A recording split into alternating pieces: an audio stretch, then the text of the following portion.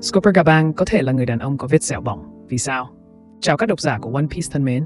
Người đàn ông bị thui bởi lửa, hay người đàn ông có vết sẹo bỏng bí ẩn đang được xây dựng như một trong những nhân vật quan trọng nhất ở Final Saga của One Piece. Tất nhiên, điều này dẫn đến nhiều giả thuyết của người hâm mộ về danh tính của anh ta. Kể từ khi được nhắc đến lần đầu tiên, nhân vật này đã thức tỉnh không ít thành phần trong xã hội. Những người mà sinh ra để làm anh công nhân mang tất xanh nhưng dòng đời đưa đẩy làm công việc sửa ống nước đầy áp lực, hay phải mài đít trên ghế văn phòng quanh năm suốt tháng. Để rồi, khi đã được thức tỉnh, họ kéo nhau đi làm công việc yêu thích của mình. Hết nghiên cứu lại từng trang truyện đã ra lò, đến nằm vùng chờ tin tức ở mọi ngóc ngách của các trang mạng xã hội, chỉ để tìm manh mối về danh tính thực sự của nhân vật bí ẩn này. Tuy nhiên, người xưa có câu, quay đầu là bờ. Ai ngờ, bờ đâu không thấy, chỉ thấy bờ đê, nơi dành cho các anh em yêu mến sự giải thoát sau một ngày ra khơi. Cho đến hiện tại, với sự hạn hán của những bằng chứng có được, việc đưa ra những phỏng đoán chắc chắn về danh tính thực sự của nhân vật này thật sự khó khăn, nhưng nhiệm vụ này rất đáng giá vì anh ta được cho là sở hữu Road Poneglyph cuối cùng. Và sau một thời gian lùng sục, cũng như nhai đi nhai lại các thông tin có được, mặt trời chân lý chợt lóe qua tim. Tín hiệu vũ trụ đã dẫn lối mình đến với giả thuyết. Gaban chính là người bí ẩn với vết sẹo bỏng và đang trú ẩn trên con tàu đen kịt kia. Sau đây là lý do đưa mình đến kết luận trên. Đầu tiên, chúng ta hãy cùng liệt kê lại những manh mối liên quan đến nhân vật này đã được tác giả hé lộ trong mạch truyện, bao gồm: thứ nhất, người này đi trên một con tàu đen kịt, tất nhiên không phải được chất lỏng nhẹ. Người này được đồn là có thể làm việc cho chính phủ. Hắn sở hữu một năng lực trái ác quỷ nào đó liên quan đến thời tiết. Vì theo lời tên côn đồ cai ngục Impel Down, Shiryu Mưa, theo cách gọi của cụ xe ôm công nghệ Garp, cứ có kẻ tiếp cận con tàu này là ngay lập tức một vòng xoáy nước khổng lồ sẽ tặng kẻ đó một vé đi thăm ông bà miễn phí. Và đặc biệt là kẻ này được cho là đang giữ phiến đá đỏ cuối cùng. Thứ hai, tại Chapter 1056, Kid và Killer trước khi rời Wano đã chém gió khẻ đối thủ về việc phải đi tìm người đàn ông có vết sẹo bỏng. Ngay khi hóng hớt được thông tin từ màn tám chuyện của hai thanh niên này, Law và Robin đã có phản ứng như thể họ cũng biết điều gì đó về hắn ta. Từ những thông tin ít ỏi trên, thật khó để có thể suy ra được thanh niên bị bỏng này là thành phần nào trong xã hội. Tuy nhiên, tín hiệu vũ trụ đã mách bảo mình như sau. Về con tàu đen kịt, hãy thử so con nhà bà sánh nó với các tàu nổi tiếng khác xem sao. Và mình đã thử so sánh hình dạng của nó với hình dạng của tàu Oro Jackson, con tàu đã chinh phục mọi vùng biển của vua hải tặc Gold D. Roger. Mình thấy nó giống nhau đến lạ. Các bạn có thể thấy điều đó thông qua bức hình này. Cả hai đều là dạng tàu nhiều cột buồm, với chiều cao đủ để hỗ trợ các cánh buồm dạng lớn. Mũi tàu có dạng nhọn và hai bên mũi nhọn có thêm một biểu tượng gì đó. Với Oro Jackson là hai nàng tiên cá vô cùng thật sexy đang đỡ cột điện. What? Ý mình là cái cột gì đó có hình hài như cột điện. Có thể đó là hình dáng của một khẩu đại bác hay thứ gì đó tương tự. Thân tàu theo mình cũng có hình dạng tương đồng nhau. Đây là dáng tàu khá phổ biến trong thế giới One Piece. Vậy về màu sắc thì sao? Rõ ràng, tàu của Roger không hề cùng màu với con tàu bí ẩn trên. Vậy thì tại sao mình vẫn cho cả hai là một? Như các bạn đã biết, ngoài việc hành nghề cướp biển hay giả danh ông già tội nghiệp để có cơ hội thọc nhầm tay vào túi kẻ xui rủi mua phải mình, Silvers Rayleigh còn là một thợ tráng tàu cừ khôi.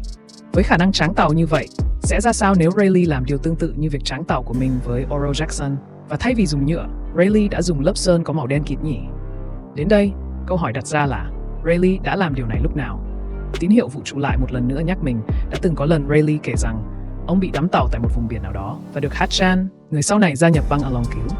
Theo mình, đây là thời điểm mà Rayleigh tiếp cận tàu Oro Jackson để tiến hành tráng tàu. Vậy tại sao ông lại bị đắm tàu? Giả thuyết như sau. Sau khi băng Roger giải tán, tàu Oro Jackson được giao lại cho Gaban, còn Rayleigh ban đầu tính về làm trạng vương. Nhưng vì Shaki đã rời ghế nữ hoàng, họ chuyển về Sabaody sống cuộc sống bình an và hạnh phúc. Tàu Oro Jackson cùng Gaban tiếp tục hành trình trên biển của mình. Và vì rong ruổi khắp đại dương, nên sẽ có lúc Gaban đi ngang những nơi mà các đồng đội của mình trú ẩn. Chắc chắn rồi, ông sẽ ghé thăm họ. Với giả thuyết này, mình cũng mạnh dạn đoán, người đàn ông ngồi uống rượu với Rokus ở mỏm đá sinh đôi chính là Gaban.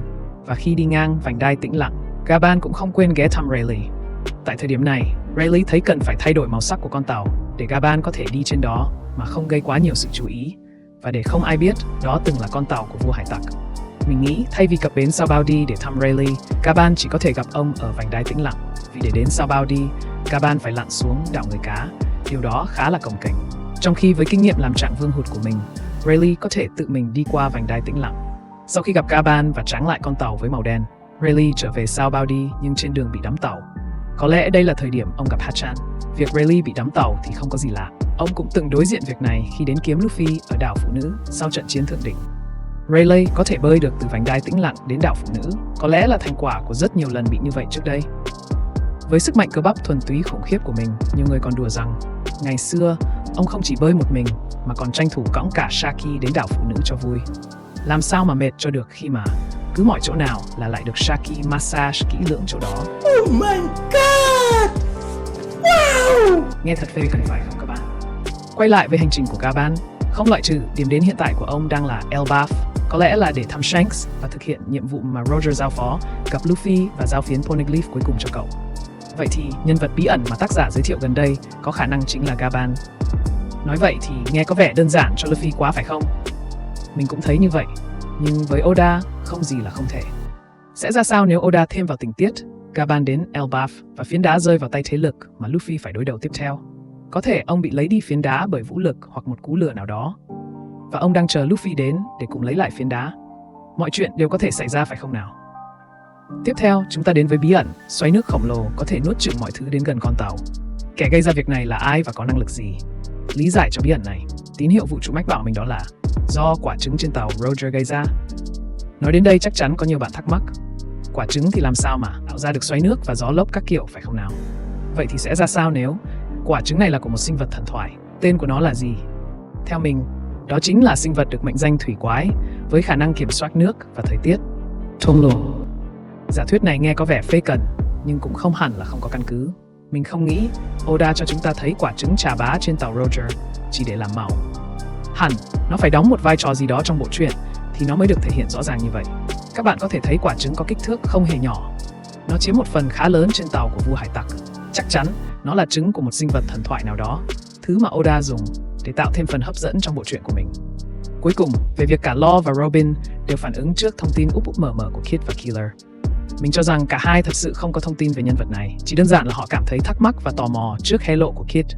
Còn với Kid và Killer, mình không chắc lắm, nhưng có lẽ họ có thông tin của Gaban. Lý do vì sao thì chắc mình phải dành thời gian kết nối tín hiệu vũ trụ thêm. Khi nào có thông tin, mình sẽ làm video tiết lộ với các bạn nhé. Nhưng với những diễn biến hiện tại của bộ truyện, việc Kid và Killer đến Elbaf, nơi mà nhân vật bí ẩn, người mà được cho là Gaban, và theo mình cũng là người có vết sẹo bỏng đang hiện diện, là không phải ngẫu nhiên. Còn một điều nữa mình cũng cần thời gian để làm rõ, đó là về vết sẹo bỏng. Cho đến hiện tại, không có nhiều thông tin hay lý do vì sao Gaban có những vết sẹo này. Theo những flashback về Gaban, rõ ràng ông không hề có vết sẹo bỏng nào.